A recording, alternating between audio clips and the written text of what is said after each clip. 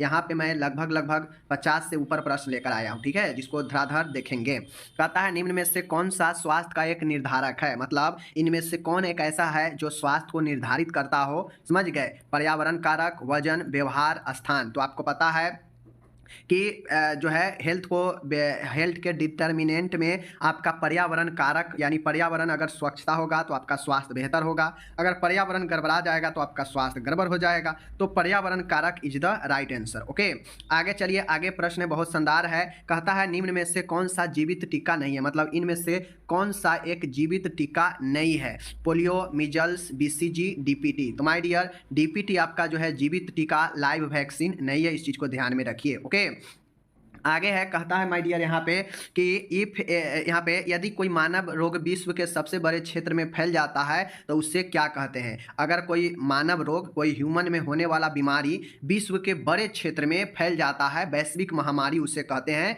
Pandemic कहते हैं। समझ गए, अगर पूरे विश्व में फैल जाए तो उसे पैंडेमिक कहते हैं। समझ गए, तो इस चीज़ को जो है, अगर कोई स्थान तक सीमित रहे, एक एरिया में सीमित रहे, तो उसे इंडेमिक, स्थानिक कहते हैं। ठीक है, तो इस चीज़ को ध्यान में रखिए। ये चीज़ हो गया आपके सामने।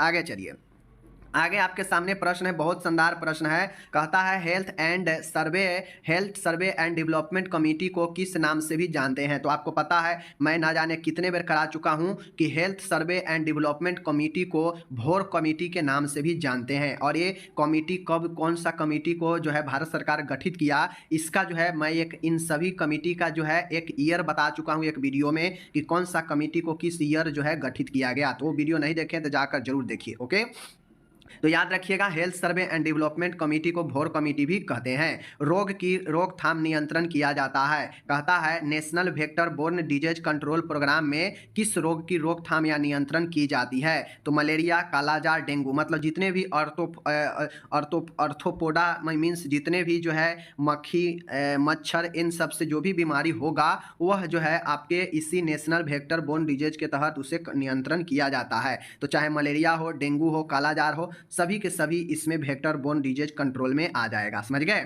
आगे है, भारत सरकार द्वारा राष्ट्रीय इम्यूनाइजेशन, मतलब राष्ट्रीय टीकाकरण सारणी में शामिल किया गया टीका कौन सा है। तो माय डियर, भारत सरकार के द्वारा जो राष्ट्रीय इम्यूनाइजेशन शेड्यूल है, इनमें कौन सा टीका शामिल किया गया है। आईपीवी, समझ गए ना, आईपीवी ए भी है, रोटा वायरस ए भी है, जापानीज एन्सेफ्लाइटिस ए भी है, उपरोक्त में से सभी। तो सभी इसका राइट आंसर हो जाएगा। ओके, आगे चलते हैं, यहाँ पे देख लीजिए। कहता है my dear, universal immunization program UPI किस वर्ष प्रारंभ किया गया। यूनिवर्सल इम्यूनाइजेशन प्रोग्राम किस वर्ष जो है शुरू किया गया, 1985 में। इस चीज को ध्यान में रखना है। विश्व स्वास्थ्य संगठन WHO का मुख्यालय कहाँ पे है, आपको ये चीज पता होना चाहिए।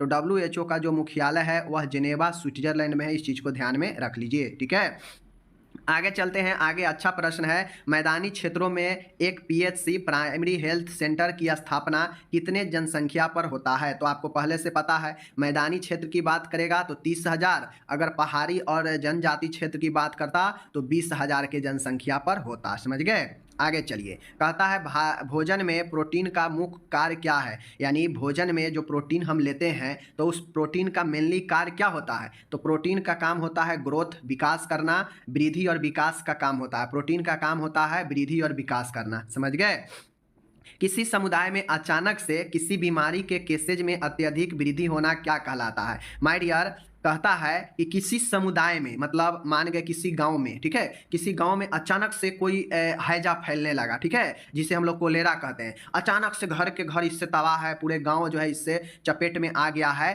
तो अचानक से कोई केसेज में के बीमारी के केसेज में अचानक से वृद्धि आ जाए किसी गाँव में, किसी कस्बे में, किसी मोहल्ले में, तो उससे जो है हम लोग क्या कहते हैं, किसी समुदाय में अचानक से चीज़ें हो जाए तो उसे एपिडेमिक कहते हैं, महामारी कहते हैं। ठीक है, और किसी अगर छोटे से एरिया में, छोटे से जगह मोहल्ले में हो तो उसे स्थानिक मारी कहते हैं। ठीक है, आगे है, कहता है जननी सुरक्षा योजना का उद्देश्य क्या है। तो जननी सुरक्षा योजना का उद्देश्य यही होता है कि मातृ मृत्यु को भी कमी करना।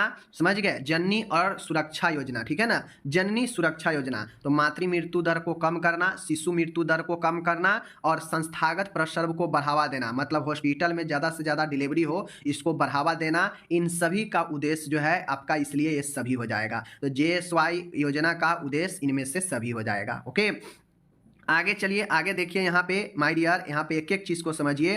कहता है आईसीडीएस स्कीम के तहत, अब आईसीडीएस के फुल फॉर्म क्या होता है कई बार बता चुका हूँ। इसके तहत निम्न कार्यकर्ता कार्य करते हैं। कौन सा कार्यकर्ता काम करते हैं? आंगनवाड़ी जो वर्कर होती है वह जो है इसके तहत अपना काम करती है। ठीक है, इस चीज़ को ध्यान में रखिएगा। बीमारी होने से पहले किए गए रोकथाम के उपाय क्या कहलाते हैं? मान गए अभी बीमारी होने को है, उससे पहले ही हम सावधान हो गए, उससे पहले ही उस बीमारी का रोकथाम हम करते हैं उस बीमारी से बचने के लिए, तो वह प्राइमरी प्रिवेंशन होता है, प्राथमिक रोकथाम होता है। ठीक है, 3 तरह के रोकथाम होता है, प्राइमरी, द्वितीयक और तृतीयक। यह 3 स्तर का जो है देखभाल होता है, 3 तरह के रोकथाम भी होता है। ठीक है ना। आगे है, निम्न में से वसा में घुलनशील विटामिन कौन सा है? तो हम जानते हैं विटामिन बी और सी, ये दोनों को छोड़कर बाकी सब के सब जो है आपके वसा में ही घुलनशील है। तो विटामिन ए ऑप्शन में है तो यही वसा में घुलनशील होगा। आगे चलिए देखते हैं, एक एक प्रश्न को अच्छे से समझिए, ये सब काफी अच्छा प्रश्न है। निम्न गैस का प्रयोग स्टेरिलाइजेशन हेतु किया जाता है। अब स्टेरिलाइजेशन क्या होता है? हम आपको पहले ही ये बातें क्लियर कर चुके हैं कि स्टेरिलाइजेशन का मतलब होता है कि पूर्ण तरीके से जड़ सहित किसी सूक्ष्म जीव को मार देना, नष्ट कर देना। तो इसके लिए जो है हम लोग एथिलीन ऑक्साइड का प्रयोग करते हैं। गैस पूछ रहा है तो गैस में ethylene oxide is the right answer. Bronchoscopy के दौरान मरीज को दी जाने वाली पोजीशन क्या है? हम ब्रोंकोस्कोपी देंगे मरीज को तो उसमें कौन सा पोजीशन देंगे? तो चूंकि ब्रोंकोस्कोपी ब्रोंकिया में मतलब एक इक्विपमेंट डाला जाता है, तो इसके लिए जो पोजीशन होता है नेक हाइपर एक्सटेंड, मतलब गर्दन को एकदम सीधे अवस्था में जो है ऊपर करके जो है रखा जाता है। ठीक है। एनोरेक्सिया का अर्थ होता है भूख में कमी। एनोरेक्सिया का क्या मतलब होता है? भूख में कमी। ठीक है, इस चीज को ध्यान में रखिएगा। साइनोसिस का कारण क्या होता है? तो साइनोसिस जिसे देह नीलता कहते हैं, वो होता है कि रक्त में ऑक्सीजन का कम जाना जिससे शरीर नीला पड़ने लगता है। ठीक है। स्टेथोस्कोप द्वारा शारीरिक परीक्षण की तकनीक क्या कहलाती है? आला के द्वारा जब कोई डॉक्टर किसी मरीज के जांच करते हैं आला लगाकर, तो वह ऑस्कुलेशन होता है, परिश्रवण, मतलब वह ध्वनि को सुनते हैं। ठीक है। स्टेथोस्कोप नॉर्मली हार्ट का हो, पेट का हो, ये सब को ध्वनि सुनते हैं। ठीक है ना। स्टेथोस्कोप के द्वारा तो वह ऑस्कुलेशन होता है, इस चीज को ध्यान में रखिएगा। ओके, आगे चलिए।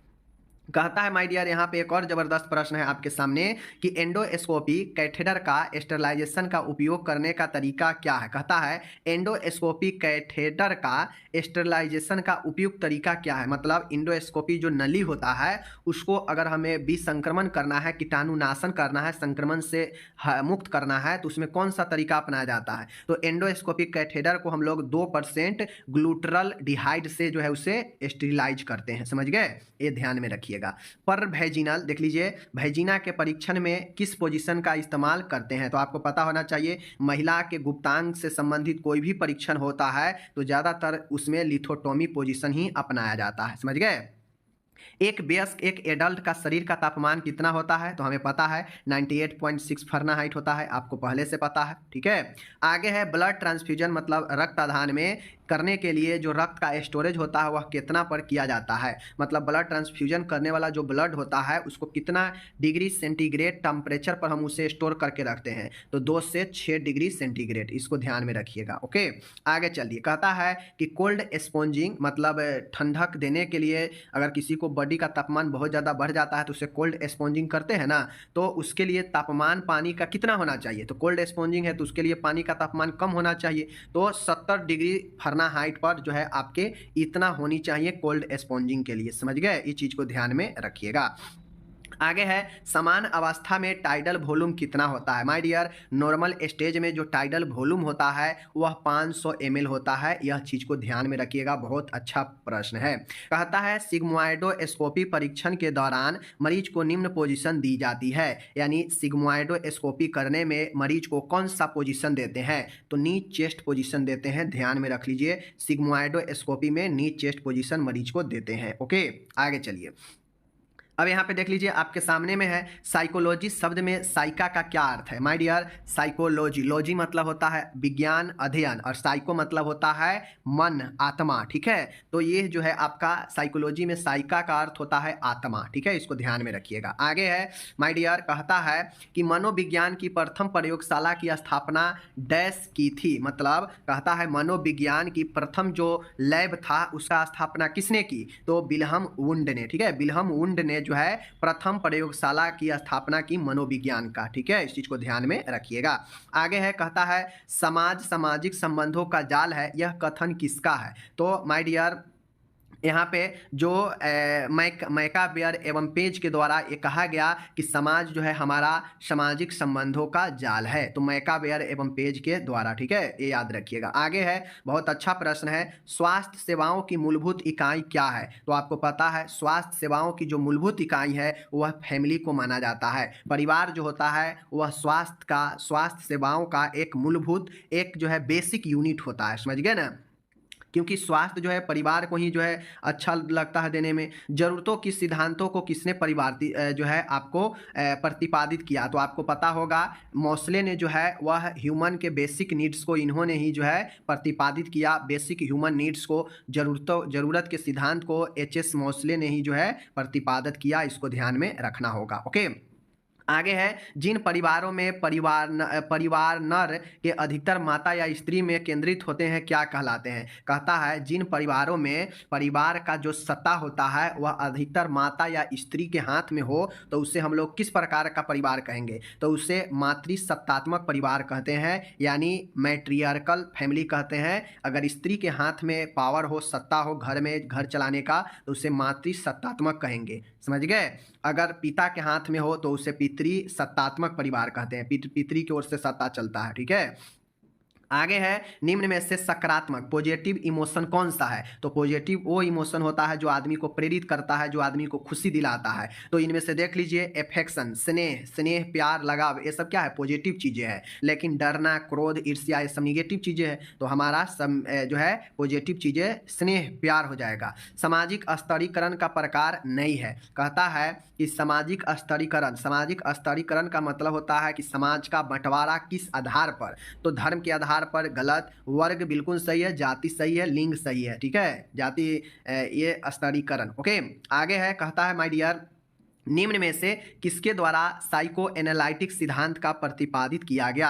साइको एनालिटिक कहे चाहे साइको एनालिसिस कहे, मनोविश्लेषण सिद्धांत कहे, वह सिगमंड फ्रायड के द्वारा दिया गया। तो चाहे आपसे साइको एनालिटिक का सिद्धांत पूछे चाहे साइको एनालिसिस के बारे में पूछे, सिगमंड फ्रायड होगा। ओके, आगे है, बहुत अच्छा प्रश्न है, कहता है विजातीय विवाह क्या कहलाता है? विजातीय विवाह का मतलब है कि दूसरे जाति में विवाह करना, यानी अपने समूह से बाहर विवाह करना को विजातीय विवाह कहते हैं। मतलब जैसे एक मान गए यादव जी है, ठीक है, तो यादव जी नॉर्मली यादव जी में शादी करते हैं, तो यादव जी का एक समूह, ग्रुप हो गया कि वह अपने समूह में शादी, अगर यादव जी मान गए दूसरे कास्ट में शादी करेंगे तो वह अपने समूह से बाहर शादी किए, मतलब वह विजातीय। और एक होता है स्वजातीय, मतलब स्वयं खुद के जाति में करना। ठीक है, ये चीजें हो गया। भ्रम क्या है माय डियर? भ्रम जो है एक प्रकार का गलत चीजों को पहचानना। ठीक है, गलत किसी भी चीज को गलत अनुभूति होना, गलत पहचान करना ही भ्रम कहलाता है। ठीक है, ये चीजें हो गया।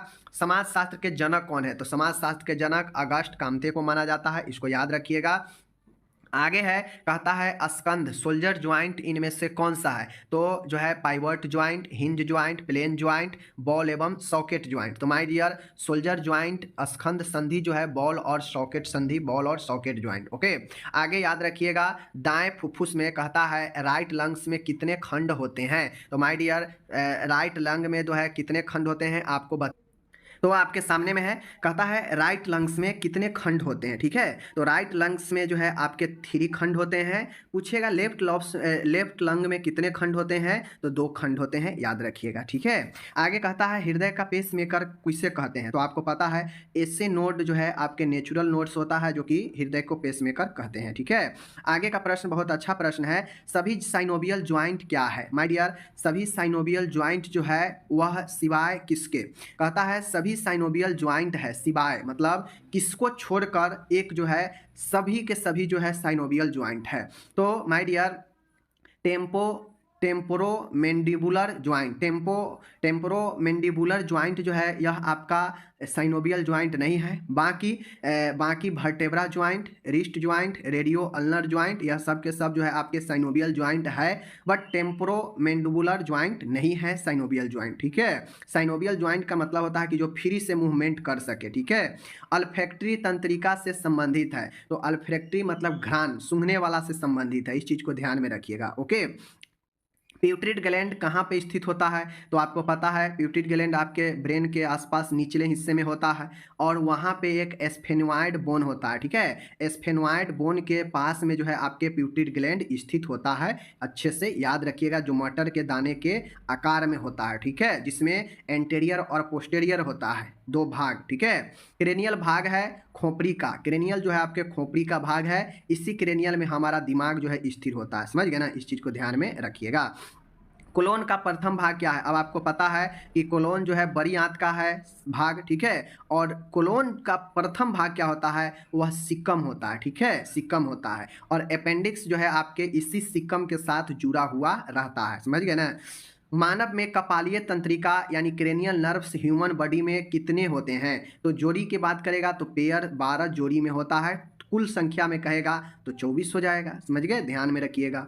आगे चलिए, आगे प्रश्न है, कहता है मनोविश्लेषण का सिद्धांत किसके द्वारा विकसित किया गया? आपको पहले ही बता दिए, मनोविश्लेषण का सिद्धांत जो है साइको एनालिसिस सिगमंड फ्रायड के द्वारा दिया गया, पता है। बचपन में व्यक्ति का व्यवहार किसके द्वारा मुख्य रूप से प्रभावित होता है? तो कोई भी बच्चा है उसके बचपन में जो भी उसका बिहेवियर होता है वह जो है उसके परिवार के द्वारा ही मुख्य रूप से प्रभावित होता है, ठीक है ना। आगे है धर्म, धर्म, विवाह, परिवार एवं जाति किसके उदाहरण है? चाहे धर्म हो, चाहे विवाह हो, चाहे परिवार हो, चाहे जाति हो, यह हमारा एक सोशल ऑर्गेनाइज है, एक सामाजिक संस्थान है, ठीक है, इस चीज को ध्यान में रखिएगा।